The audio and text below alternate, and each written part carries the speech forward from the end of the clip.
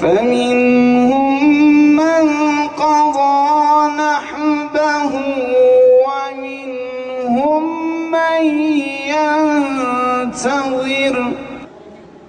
İslami ve insani faaliyet yapmakta olan sivil toplum kuruluşlarına yönelik saldırıların sonlandırılması için sorumluluk sahibi herkese, her kesime çağrımızdır. 15-10-2013 tarihinde 50-60 kişiden oluşan PKK ve BDP'liler tarafından muhtaç vatandaşlar için deri ve kurban eti bağışı almak için stand açan Mustazaflar Cemiyeti Mersin Şubesi ve Bilge Eğitim Der üyelerine saldırı yapılmış, 7 kişi yaralanmıştır.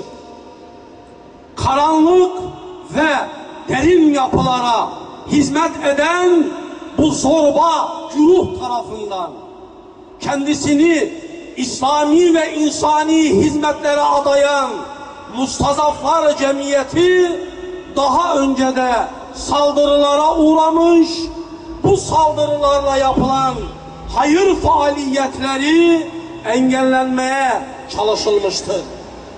PKK ve BDP yanlıları şunu bilsinler ki hayır faaliyetlerini engelleyenler Allah'ın azabından ve ihtiyaç sahiplerinin ahından kurtulamayacaklar. Bayram, sevinç ve mutluluk günleridir.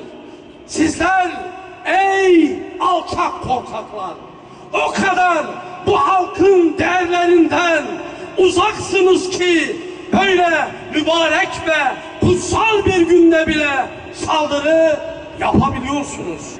Polisin can güvenliğimi tehlikeye atamam demesi ve olaya seyirci kalıp mağdurlara, linç girişiminde bulunanlara müdahale etmemesi polisin acaba görevi nedir sorusunu akıllara getiriyor. O zaman biz şuradan şunu soruyoruz, şu soruyu soruyoruz. Yani bu halk, sizler güvenlik güçlerisiniz. Bu halk kendi güvenliğini kendi mi sağlayacak demek istiyorsunuz? Bu bir gaflettir.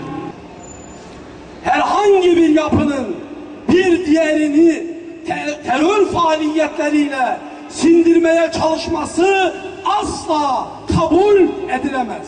Mustafa uzanan eller kırılsın. Mustafa uzanan eller kırılsın. Ancak özellikle İslami STK'lara yapılan onlarca saldırıdan birinin bile maalesef faili bulunamamıştır. Tüm kişi ve kuruluşlara çağrımız şudur: PKK ve BDP çevrelerinin STK'lara yönelik saldırıları ve pervasız tutumları ortadadır. STK'lara yönelik saldırıları sonlandırma noktasında etkili olabilecek tüm kişi, kurum ve kuruluşları girişimlerde bulunmaya ve menfur saldırıyı kınamaya davet ediyoruz. Ama özellikle Hür Dava Partisi'ne, Mustazaflar Cemiyeti'ne ve bu cemiyete yakın olan bir takım İslami sivil toplum kuruluşlarına yönelik yapılan menfur saldırılar karşısında hükümetin sessizliği de bizi ve bizleri düşündürmekte. Buradan hükümete de sesleniyoruz. Bu menfur saldırılar karşısında çıksın yetkinin, sözcün, bakanın, vekilin kimse, eğer o vekillerin ve bakanın bütün bu memleketin vekili ve halkı olduğunu iddia ediyorsa çıksınlar, bu menfur saldırıları kınasınlar, lanetlesinler.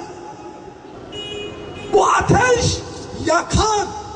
Bu ateş büyürse herkesi yakar. Toplumsal duyarlılık şart.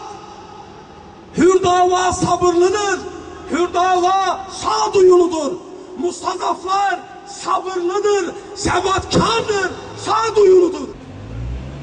Görülüyor ki devlet ya da devlet içindeki derin yapılar bu görevi PKK, BDP çapulcularına devretmiştir.